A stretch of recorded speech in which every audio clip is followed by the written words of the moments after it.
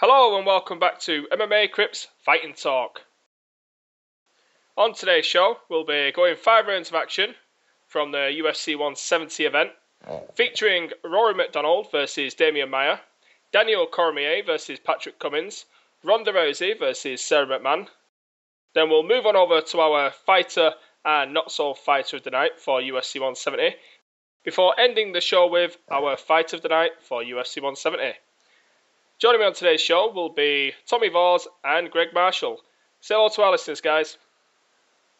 Hey, what's up, guys? You can follow me on Twitter at hired_merc if you want, and I'm happy to join you for the show today. I'll just say hello to everyone. Hello, Greg. Hello, Greg. Okay, let's start the show off with Rory MacDonald versus Demian Maia. This was the only bout on the main card to go the distance at UFC 170, but it was a fairly entertaining affair as both fighters had a dominant round apiece in rounds 1 and rounds 2, and then they moved on to a hard-fought third round, which saw some back-and-forth action. Rory MacDonald went on to take the unanimous decision victory in this bout. Greg, gives your thoughts on the bout between Rory MacDonald and Demian Maia, please. I thought it was a good fight. Obviously, it was awarded fight of the night, which I thought was a just award. Rory had something that he's not had for a wee while. He actually lost the first round badly, so it forced him to kind of up the pace a little in the second and the third, which was obviously helped a bit by Demian looking like he gassed a bit as well. No surprise that Demian dominated him when he got him on the ground, but Rory made a good turnaround. I thought he picked him apart quite well. He still didn't look like he's got a proper killer instinct in him to finish a fight, but then he doesn't hold any big punching power or that. He only finishes fights when he gets on top of guys. So yeah, it wasn't a great performance for Rory, but I thought it was a good performance. Well, you mentioned about Demian Maia being on top of him. How many people have survived Demian Maia being on top of him? How impressed was you with Rory MacDonald? Oh yeah, that was impressive. Most people, when they get Demian in that kind of position, that's their fight finished. Rory showed a lot of ability just to maintain position most of the time. He stopped him from getting into an area where he could put him into any real threat, which it's not impressive in a way that he wants to win the fight, but it was impressive that it kept him in the fight more than anything. Tommy, what was your thoughts on the fight between Rory MacDonald and Demian Maia? I thought it was a great fight. I found it entertaining from round 1 to round 3. The only problem I had with the fight was Rory. I felt like Rory could have finished him in round 2, and I felt like if he just pushed a bit further and just found the killer instinct inside him, which we know he has, but he just hasn't been using against the top level guys, he could have finished Demian Maia, I think. It's just he was holding back for whatever reasons, but I think it might have had to do with Maia taking him down in the first round, but there was no way Maia was going to take him down in the second round. Maia looked gassed and he looked weak. That 1 minute recovery between rounds 2 and 3 did a lot of good for Demian Maia. Well, you guys are talking about Rory MacDonald not being able to finish a fight. Now, GSP and Rory MacDonald, TriStar guys, and there's been a lot of talk about TriStar being too tactical. Do you think that's the case with Rory MacDonald? Yeah. Well, the thing is, with the evolution of MMA now, fighters are more likely to fight safe to protect their jobs, to get higher up in the ranks, and just to get the win. The days where we see a fighter go out to just go balls out and try and finish a guy, I feel like those days are gone now. We don't have the Vanderlei Silvas, the Chuck Liddells. Like, we just don't have that much anymore when it comes to the higher level guys. They're just trying to get the win, trying to get the title, and I think that's what we see in the TriStar guys. Well, you guys are talking about Rory. I like to talk about Demian Maia. Now, obviously, he dominated round 1, and I was thinking to myself, how's Rory going to come out for round 2? How is he going to approach round 2? Basically, Demian Maia was in control of the fight come round 2, and Rory lets off a few body kicks, and instead of like circling and being patient, Demian Maia started shooting him for desperate takedowns. Now, this is a top 5 guy, and he's shooting him desperately for takedowns, and it's not the first time we've seen this. I was very disappointed in Demian Maia giving back control of the fight to Rory MacDonald. Yeah, he caught him with some good shots, but he gave back control. That let Rory know he was in control of the fight now, and that's what happened in round 2. Props to him for sticking it out in round 3 and getting the takedown, but still, the guy needs to learn some wrestling for me. He really does, because the only time he takes people down is when he gets them against the cage or he locks up, upper body clinch, and he trips them. Would you agree with that too, Greg? Yeah, definitely. I think also the reason he was shooting so much was because he was tired. You see that a lot in guys. As soon as they lose a bit of gas, they look just desperately to try and get the fight to the ground, so they're shooting with desperation rather than any actual effort to get the fight to the ground. Well, I think that was the body shots, really. Yeah, well, there was that as well, yeah. Well, for me, Maia still looks like he's missing that final piece. Obviously, I mentioned the wrestling, but what would you say Maia needs to add to his game to make him, a champion, to take him to that next level to be a champion, Greg? Well, some excess fitness wouldn't he go amiss? Because I think his striking is not terrible now. His striking looks solid. It doesn't need to be great. It just needs to be good enough to compete with the guy he's fighting against, because his groundwork's that good. So if he can get himself more fit, basically, I don't really see an issue, because he was in the first round against Rory. He got the fight to the ground easy, and once he got it there, he dominated him. He didn't manage to get the finish, but if he had the fitness to do that again in the second and the third round, he possibly would have got the finish. I don't think he's far away. I don't think technique or anything he's lacking anywhere, really. Maybe, like you say, a bit of wrestling takedown, but I don't think he really needs that if he's fit, because then he can get the fight to the ground anyway. Well, this was Rory MacDonald's 4th straight fights go to the distance.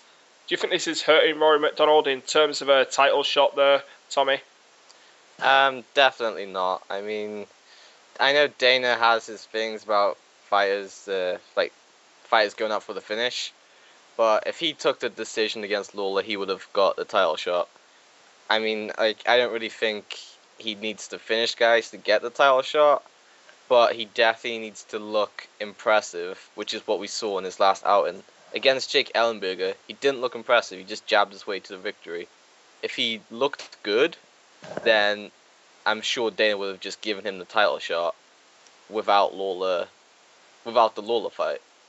So, I mean, I don't think he needs to finish guys to get the title shot, but it definitely helps him get into Dana's good books. I agree.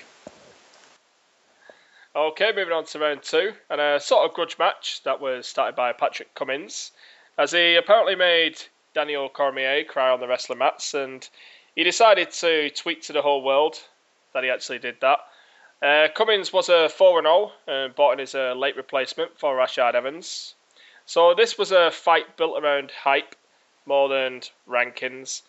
Before we move on to the fight itself, was the UFC correct in making this fight and putting it as a co-main event? That's for you first, Greg. Yes and no. No, because it was a pointless fight. Everybody knew Cormier was just going to walk right through the guy. They can try and hype it as much as they want. The guy was not signed for the UFC, and he was unknown for a reason, because he's not at that level yet. It's just simple as that. He's not at that level. But was it a good choice? Yes, because at least it gave Cormier a fight. Otherwise, he wasn't getting a fight. Co-main as well. Yeah, I don't disagree with that. Cormier himself's a big enough name to be a co-main against whoever. Yeah, you see, I was very excited for the fight. I really was. It had my juices flowing anyway. And when I listened to Patrick Cummins, when he did his first interview, I think it was the same day he left his job, he was like taking the piss out of Cormier. Cormier's getting angry about it, and he just kept laughing, and he's there to the reporter woman, whispering to her, mocking him. So I was instantly attracted to the guy. I was like, this is going to be awesome. Then DC starts threatening him, saying he's going to punish him and whatnot, he's going to make him eat his words. I was like, oh yeah, I'm having some of this. And it was really a good choice. It was better than taking Cormier off the card altogether, because, let's be honest, if they tried rescheduling it for UFC 172 like they was going to do, it turned out Rashad Evans had a much severe injury to his knee, which obviously is going to keep him out longer. So I thought it was a good move. Yeah. Tommy, did you think it was a good move by the UFC to make this fight and put it as a co-main event? It was definitely a good move to make the fight. I mean, Cormier, he's cutting down to 205, so obviously he was doing the weight cut for a very long time anyway, because last time he tried to cut, he almost died. So, I mean, he was doing it for a long time. He's put the work in for the fight, so when Rashad had to pull out because of injury, that would have been like a huge slap in the face with Daniel Cormier. So, it's great they found an opponent and everything, but I don't agree that it should have been co-main event. I think you could have gotten away with having Rory MacDonald and Demian Maia, the co-main event, and Cormier and Cummins, just the third fight. Third fight, yeah. Well, on to the fight itself. What was your thoughts on the fight, Greg? And was justice served for Daniel Cormier at UFC 170? My thoughts on the fight were... Cormier did exactly what he was going to do. He went out there and finished the guy. The one thing I found quite funny is the UFC, even when the fight started, they're still trying to make out that Cummins was a viable option to fight him. Rogan's calling Cummins at one point the best talent unsigned in the UFC. It's like, I heard that. Really? Come on. And then about 20 seconds later, he's getting the shit beat at him. So, the fight itself, Cormier looked good. He did what he had to do. He got in there, he dominated the guy, and he finished him. So, in that respect, Cormier did what he had to do. And Cummins, fair play to him, he'll get another shot. Tommy, was justice served on the fight between Patrick Cummins and Daniel Cormier? It was a funny fight. I actually laughed quite a bit during the fight. Because just the way it was all happening, like, I knew Cormier would beat him, but the way, like, Cummins was falling, like, I'm pretty sure at some point he turned his back to Cormier and ran away. So, I just found it, like, a funny fight. So, to me, it wasn't more of a competitive or, like, co-main event type fight. To me, it was just funny. And I probably shouldn't say that because it's probably, like, fighter bashing or something, but I honestly just found the fight funny. I didn't see any of this fucking out-wrestling Cormier, what he was talking about, did you? Because as soon as he locked up with Cormier, fucking Cormier just locked onto him like a bear and started fucking uppercutting him. And he couldn't wait to get away. Do you see Cummins sticking around the UFC for a little while longer? He's got some decent training partners. He trains with some good guys. We saw Tonkan Watson in his corner. Do you see him sticking around the UFC just a little while longer, especially more than one fight? That's for you first, Greg. Yeah, I can see him sticking around. It's impossible to judge the guy in a fight against Cormier, who's clearly an elite MMA fighter. Cummins, if he needs to get matched up with somebody right at the bottom end of the UFC. I seen I think it was D-Rock on the site said the other day, Ilir Latifi would have been a good fight for him, which would have been a good fight because they're both bottom line and both came in short replacement fights. So, yeah, I could see him beating some of these guys at the bottom end, especially guys with no wrestling. If he gets a guy that's got no wrestling, I think he's got a chance of wrestling the guy to win. So, yeah, I can see him sticking around for maybe one or two fights. Well, you spoke about his wrestling. What did you make of his stand-up game, Greg? I didn't see it.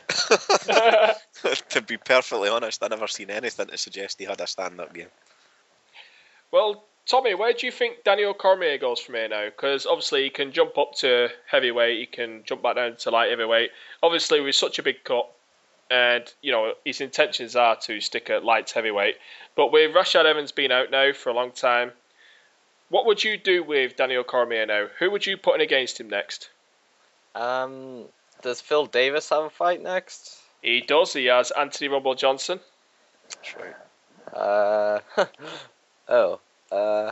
I guess the winner of Manuel and Gustafsson, or the loser of that fight. I mean, that's the only fight that I think he can take and it would be competitive. I mean, Rumble and Phil Davis, that's probably going to happen at a much later date than the Manuel and Gustafsson. So I don't know about booking that fight, but I don't know, either the winners of those fights or the losers of those fights I think would make sense for Cormier. What about Lil Nog? Lil Nog will get injured. He's not going to get... He's no way he's fighting again. And he's actually going to go through with a fight. Well, looking at the rankings, it has to be Alexander Gustafsson. You know, unless Chael Sonnen, but are them two pretty close? Are they friends, Chael Sonnen and Sonnen's Daniel already said he's Cormier? going back to middleweight for certain. Ah. Well, it's pretty much Alexander Gustafsson, or sit out. Well, he could be a potential, a backup for the title fight between John Jones and Glover. He's certainly worthy of it off his fights at heavyweight. Would you agree with that, Greg? Yeah, I think he'll be hoping for something like that to happen now. To be honest, it would make sense for him to be on standby for that. But I don't think he'll be wanting to sit and wait like that. I think he'll be looking for a fight. There isn't a lot out there. The only other one I can think of really is probably Bader, but I think he's still out with his hand. He might have to jump up to heavyweight for one fight, and with him having such a dedicated cut down to light heavyweight, that's gonna be pretty tough for him mentally and emotionally. Mm-hmm. He's in a tough situation now because there's nothing there. The division is not overly deep just now at the top end, and the guys who are at the top end are all matched up just now.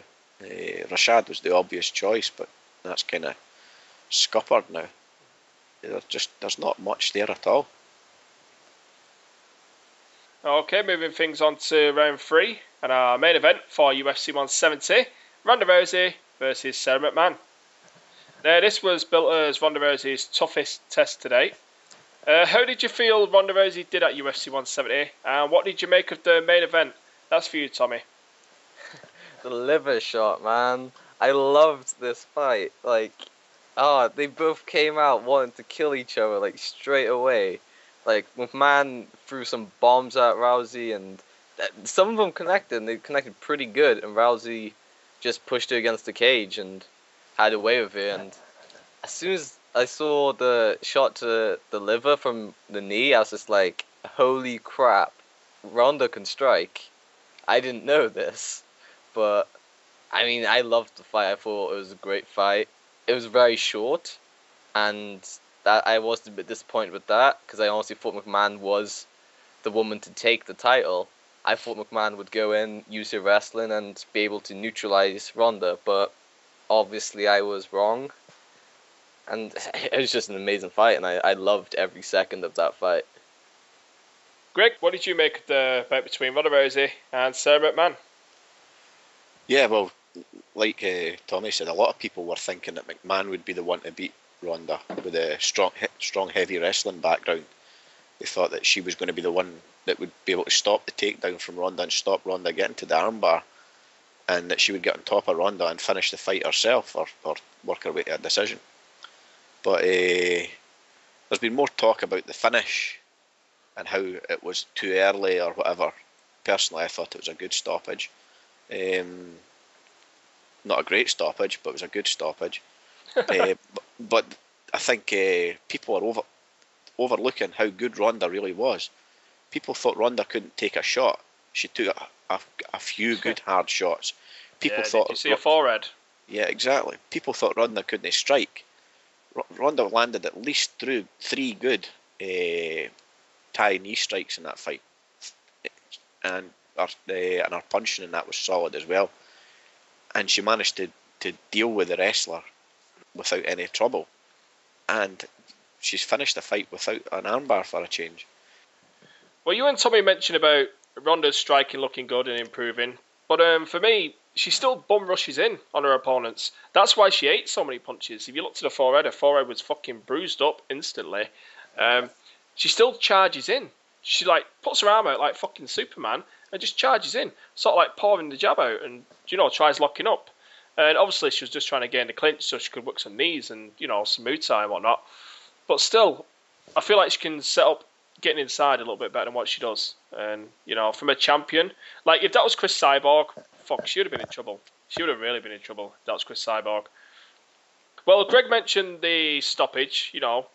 There was complaints that it might have been a little bit premature by some of the fans and media. What did you make of the stoppage there, Tommy? I thought it was early when I first watched it, and then I went back and watched it again. And yeah, no, I think it was a good stoppage because, I mean, she got hit to the liver, went straight down, and I think she might have took 1 or 2 shots, and that's it. But whenever a fighter goes straight down like that, and just basically turtles up like that, and I don't know, it's a good stoppage, I don't know how to explain it other than she went down, turtled up, and that was it. If it carried on, she probably would have recovered, because when Herb Dean stepped in, he stepped in as soon as she went down, and then by the time that was over, she was getting back up. So Exactly. You're spot on there. You can't fault that. You see, she could have carried on because she was getting back up, and obviously a body strike, it's going to wind you. It's going to knock you for 6 for like a few seconds. So that's what it pretty much did. She fell to the ground. She was defenseless, and you mentioned that Herb Dean stepped in exactly when she was defenseless, and that's what he did. He didn't wait for a second. As soon as she went limp and defenseless, he was straight in there, and that's what the rest are there to do. They're there to protect the fighters. Could she have carried on? Yeah, but he did his job, and he did his job correct. So I totally agree with it. Now, as Greg mentioned too, this was Ronda Rousey's first fight where she actually won via strikes. What do you think this does for her confidence now, Tommy? It's definitely a confidence booster. Not that she needs that, but I mean, now she's going to have more confidence in her striking, which, like you said, she still rushes in with that kind of bad jab. It's not a good jab, to be honest. So hopefully she doesn't get too confident, but she's definitely going to have that confidence boost now, knowing that she can end the fight with strikes, and it's going to be very important in her game plans from now on, I think. Well, we touched upon what is next for Daniel Cormier. Ronda Rousey's in a pretty sticky predicament here because she's lacking challenges. Cyborg did call her out after UFC 170. She said she's coming down to 135. Dana White has come out and said, she's going to need a couple of fights at 135 to prove she can make the weight and, rack up a couple of wins under her belt. But as it goes for the UFC division, the 135 division, she is short on challengers. Kat Zingano's next. She's obviously recovering from an injury, and she's had some terrible news recently. So obviously that puts her out. Alexis Davis was victorious against Jessica Eye, but she didn't look that impressive, to be honest with you. And I don't think the UFC could market her as a title fight. The only person for me is Jessica Andrade. I think she's ranked number 9. So would that be good enough? I don't know if that'll be good enough, to be honest with you. Who do you think that the UFC could put in for Ronda Rousey? Do you think she might have to sit out for a little while? That's for you first, Greg. Yeah, well, she's going to be sitting out for about 4 or 5 months anyway with the movie commitments, so it gives Zingano plenty of time to come back. Hopefully she does come back and she gets the title shot, because she earned it already, and I think she would be a good fight for Ronda. Other than that, like you say, I disagree. I don't think Alexis Davis is a hard sell to put in the title fight. She's had 3 wins in the UFC. She's the only other girl than Ronda who's got 3 wins in the UFC. She deserves to get the shot if it's not Zingano, in my opinion. Do you not feel like the close victory over Jessica Eye, hampered that a little bit? I was all for Alexis Davis. I really was. I was all for her getting a title shot. But I'm just looking at the rankings now. Alexis Davis has moved up to number 2. She's overtook Miesha Tate. So she's right behind Kat Zingano. So looking at the rankings, you are correct. Alexis Davis is in line. But, I'm sort of talking about, performance-wise. She had a hard time against Jessica Eye. I can see where you're coming from, because obviously she's had the 3 fights she has won. They've all been decisions as well. She obviously beat Liz Carmouche and Rosie Sexton as well. Prior to that, she beat Shayna Baszler and Hitomi Akano in Invicta. Both of them she finished by submission though, which are both solid wins as well. I just think it's hard to say that she wouldn't be the better. I think she's a far better option than Andrade at the moment. Andrade's lost a fight in the UFC. So I think that kind of knocks her back a bit. Well, you mentioned Rosie Sexton. Jessica Andrade defeated Rosie Sexton. Alexis Davis defeated Rosie Sexton. But while Alexis Davis did dominate Rosie Sexton, she had a much harder time than what Jessica Andrade did. Jessica Andrade punched her in the fucking cage. Yeah, severely. You're right. But it's different styles. Far more. That's all it is. It's different style. Jessica Andrade lost to Liz Carmouche. Alexis Davis beat Liz Carmouche. If you want to look at it that way. Showing me math. It's there's other girls who could come in and impress. Amanda Nunes is one that I think could be an impressive one. She's got a couple of wins already, but she's probably not beating the talent that she needs to be considered title material yet. And there's a few others as well. Betch Correa as well would maybe be one of them. And Juliana Pena, I think she'll definitely be up there, but how long is she going to be out injured? So right now I think it's quite easy. It's either Zingano, and if Zingano's not ready, then Alexis Davis gets it. And either way, the other one gets the next shot after that fight's happened. So I think the next two fights are pretty much set unless somebody comes along like Jessica Andrade. If she wins her next fight like really well, she could put herself into contention. Okay, let's bring you in on this, Tommy. What do you think the UFC should do with Ronda Rousey at this moment in time? Well, I think give Kat Zingano more time off, and then the next opponent being Alexis Davis for Rousey. But like Greg has mentioned, Rousey will be off for a few months because filming commitments. I don't know if it's going to take her.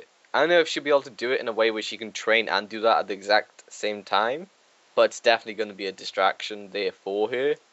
So maybe she shouldn't take a fight until all of that is done, and then take a fight with Kat Zingano, because I think Zingano will be done. Well, I think she'll be able to return in the next 6 months or so. But if she still can't, then Alexis Davis is definitely next in line for the title shot. Okay, let's move on over to round 4 on our fighter and not so fighter of the night for UFC 170. Let's start things out with our fighter of the night. Greg, who was your fighter of the night for UFC 170? Easy pick for me, Ronda. I thought she just did everything perfectly. She beat a girl who was expected to give her a real tough challenge really well, and impressively with the striking as well. She did everything that people didn't think she could do. So Ronda Rousey for me. Well, I'm going to have to travel down to the undercard, and I'm going to pick Eric Koch. He moved back up to lightweight and finished his fight in quick and impressive fashion against a decent opponent in Rafael Oliveira. I did expect him to do that, as I picked him in the prediction contest to win via knockouts in round 1. But even though I predicted it, it was still impressive that he actually went out and did it, if you know what I mean. Tommy, who was your fighter of the night for UFC 170? Well, just like Greg, I am corrupt. So I am choosing Ronda Rousey also as my fighter of the night. Edmund Tarverdin's corrupted you. That's exactly what's happened. Okay, we give our fighter of the night. Let's give our not so fighter of the night. Greg, who was your not so fighter of the night for UFC 170? See, usually I think it's easy to pick a not so fighter of the night. I don't think anybody had a particularly bad performance on the night. So for that reason, I'll pick Demian Maia, just simply because he needs to work on his fitness. You don't have to pick anyone, Greg. You know, you can not throw a vote out there. Oh no, I'll give Maia just for the crack. Well, I'm gonna go with you two. I think just off the fact that I was very impressed with his performance. He really did stick it out for round 3. We seen him against Anderson Silva. Nobody can ever question his heart. But for me, just desperately shooting for takedowns, there was just something about it I didn't like. So for that reason, Demian Maia for me. Tommy, who's your not so fighter of the night? Mine's going to be Patrick Cummins because I thought his performance was hilarious. That should be fighter of the night. And like, it's not bad on him. He stepped on his short nose. I get that. It's not Cormier, but it's too funny for me to pass up. Patrick Cummins gets fighter of the night for his shit talking.